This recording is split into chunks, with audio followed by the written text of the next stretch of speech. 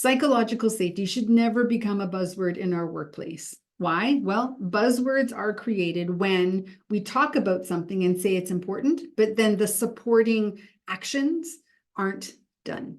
And so nobody believes it anymore. And it becomes a word we use, but nobody actually does. The reason why psychological safety should never be a buzzword is because of its direct importance to performance, to well-being, to relationships. And when we address psychological safety in the workplace, we're going to be looking at pillars of emotional intelligence, specifically the interpersonal realm of emotional intelligence, but also to be a great contributor in a relationship, we have to look at self-regard. How do I feel about myself?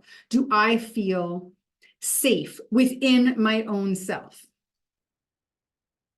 Trust is built from a few variables, and you and I can probably look into our relationships and ask questions around what are those variables that determine if I trust someone?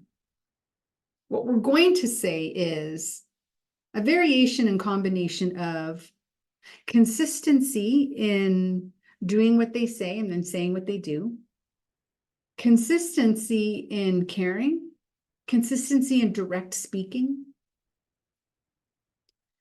When those types of variables line up, we experience trust. Most important to psychological safety is affective trust, the trust that comes from caring. Why this is the most important element is because when I feel cared for, the long arms of civility are in play. Civility is that element of how we treat each other. So if I care about you and if you care about me and we are encompassed in our relationship through the long arms of civility, then neither of us will ever violate those long arms of civility. We won't bully, berate, belittle, yell, name call each other. We won't interrupt. We won't violate the principles of civility. That is how we create, as a culture, psychological safety, which means in our workplace, when someone does violate the long arms of civility, someone has to call them up in their behavior. Someone has to stop the interaction and address it immediately.